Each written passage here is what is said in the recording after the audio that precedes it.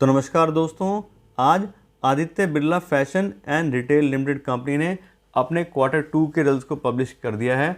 और आपको बता दें, जो रिजल्ट्स आए हैं सितंबर 2022 के, इसको हम पिछले क्वार्टर यानी कि जून 2022 के क्वार्टर से कंपेयर करेंगे क्वार्टर ऑन क्वार्टर बेसिस पे, क्योंकि ये जो दोनों क्वार्टर हैं इसमें सब जगह बिजनेस सही हुए हैं, कोई कोरोना की या लॉकडाउन की कोई सिचुएशन नहीं है। लेकिन सितंबर 2021 में अगर हम देखें तो उस समय कोरोना का जो टाइम था और उस समय लॉकडाउन की प्रॉब्लम थी, तो उस वजह से सारी ही कंपनी के जो बिजनेस हैं वो डाउन थे। तो अगर हम इसको उससे कंपेयर करेंगे तो यहाँ पे सारा डेटा हमें पॉजिटिव दिखाई देगा, कंपनी ने काफ़ी हाई ग्रोथ दिखाई है ऐसा लगेगा, लेकिन एक्चुअली ऐसा नहीं है। इसलिए हम इसको क्वार्टर बेस पे मेनली यहाँ पे देखेंगे। और उस हिसाब से देखें तो इस क्वार्टर में कंपनी के रेवेन्यू आए हैं सितंबर 2022 वाले में 3075 करोड़ रुपये, जबकि पिछले क्वार्टर में 2875 करोड़ थे। और सितंबर 2021 के क्वार्टर में कंपनी के रेवेन्यू 2054 करोड़ थे। और यहाँ पे देखें तो क्वार्टर बेस पे कंपनी के रेवेन्यू 7% से बढ़े हैं और ईयर ऑन ईयर बेस पे कंपनी के रेवेन्यू 50% से इंक्रीज हुए हैं। तो यहाँ पे तो दोनों ही पैरामीटर पे कंपनी ने ग्रोथ दिखाई है।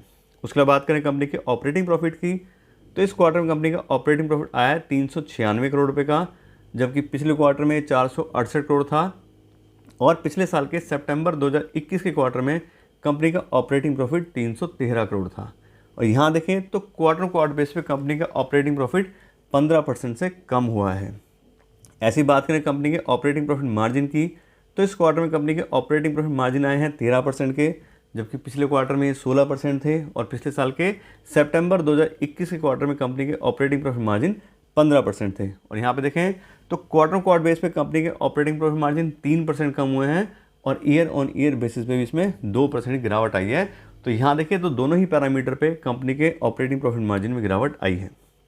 उसके बाद बात करें कंपनी के नेट प्रॉफिट की, तो इस क्वार्टर में कंपनी का नेट प्रॉफिट आया 29 करोड़ रुपये का, जबकि पिछले क्वार्टर में 94 करोड़ था। और पिछले साल के सितंबर 2021 के क्वार्टर में कंपनी का नेट प्रॉफिट सिर्फ 5 करोड़ था। और यहाँ देखें तो क्वार्टर बेस पे कंपनी का जो नेट प्रॉफिट है वो 69% डिक्लाइन हुआ है। और ईयर ऑन ईयर बेस पे देखेंगे तो उसमें तो इंक्रीज़ हुआ ही, क्योंकि बिजनेस भी इंक्रीज़ हुआ है। उसके बाद बात करें अर्निंग पर शेयर की, तो इस क्वार्टर में कंपनी की अर्निंग पर शेयर आ रही है 40 पैसा पर शेयर की, जबकि पिछले क्वार्टर में 1 रुपये 4 पैसे थी। और पिछले साल के सितंबर 2021 क्वार्टर में कंपनी की अर्निंग पर शेयर 6 पैसा पर शेयर की थी। और यहाँ भी देखें तो सेम नेट प्रॉफिट है 62% का डिक्लाइन आया है कंपनी के क्वार्टर बेसिस पे, और ईयर ऑन ईयर बेस पे 567% इंक्रीज़ हुआ है। तो इस तरह से हम कंपनी के रिजल्ट देख रहे हैं, तो मेनली क्वार्टर बेस पे हम इसको कंपेयर कर रहे हैं। तो सिर्फ 7% से कंपनी का रेवेन्यू ज़रूर इंक्रीज़ हुआ है, बाकी कंपनी का ऑपरेटिंग प्रॉफिट, ऑपरेटिंग मार्जिन और नेट प्रॉफिट सारी चीज़ें कम हुई हैं।